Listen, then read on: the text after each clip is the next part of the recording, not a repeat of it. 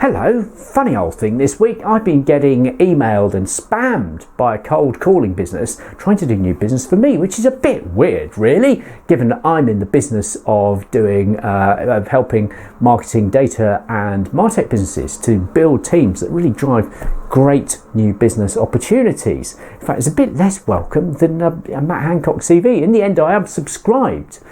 So, why is this a problem? Well, it's because if you actually start spamming people and give people your list and they start unsubscribing, then actually you're doing yourself some quite serious long-term damage, because there's only going to be a tiny percentage of people in market at any one time. In fact, in any one week, probably only 0.4% of your target market. These are stats from WARC.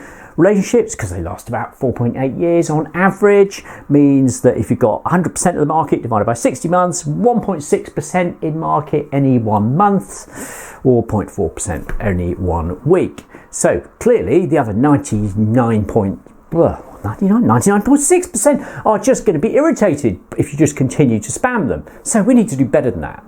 You see, the problem with actually just sort of spamming away at your desired list of people is that my experience, and there's lots of stats to back this up, is it takes between sort of 6 to 9 contacts to get someone to have a conversation. So that's 6 to 9 contacts of you supplying them with something that they're actually interested in. And so that is just a conversation. It's not a lead. It's not that, MDs, they always get way carried away, don't they? They go, we're talking to XYZ business. Well, yes, you are. That's the start of the process. Because actually, and this comes from Gartner, typically the B2B process has 6 to 10 decision makers in there. So actually getting a conversation with one of them is fantastic, but that's the start of building that process to dislodge that person who's had the relationship for 5 years. So what can we do about that? So Gartner also found that buyers who perceive that the suppliers actually really help them manage those up to 10 different decision-making relationships by giving them information that helps them are 3 times more likely to get a bigger deal. Got to be worth having, isn't it?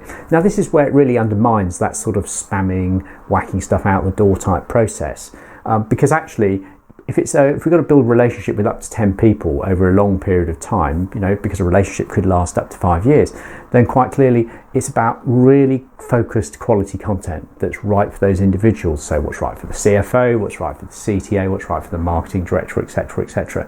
So, that's the approach to new business which I advocate and I know works. And it's about quality content delivered over time. Now, if you'd like to have a conversation about how I might be able to help you do that in terms of upskilling your team, helping you get the right martech in place, finding the right people to go after, writing some content for you, then please do get in touch. Next week, we're going to be talking about setting up a referral process and how that might work, because 80% of B2B starts with a referral for those who are lucky enough to already have some existing business.